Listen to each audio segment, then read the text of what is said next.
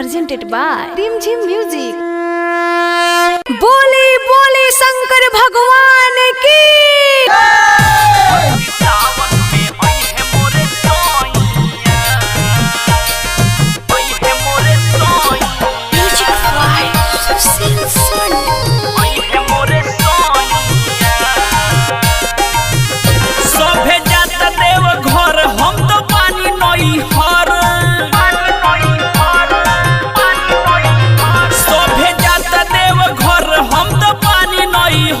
संगी जाए के कैनी तेयोरिया तेयोरिया, अब की सावन में आई है मोरे सोइया, अब की सावन में आई है मोरे सोइया, आई है मोरे सोइया,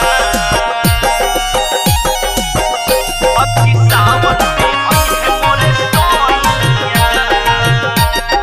mix by Aryan recording studio Kuchaikot.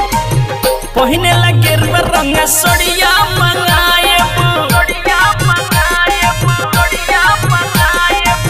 Sultanganj से हम जलवा उठाए,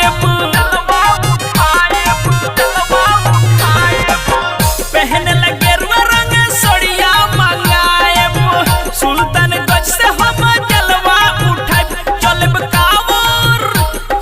कावर से जाके डगोरिया डगोरिया, अब की सावन में आई है मोरे सोइया, अब की सावन में आई है मोरे सोइया, अब की सावन में आई है मोरे सोइया, आई है मोरे सोइया,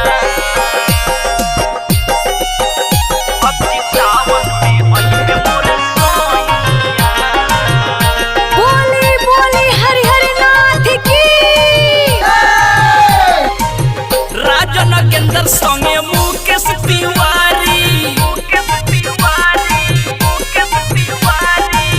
जल भर चले भोला के दुआरी,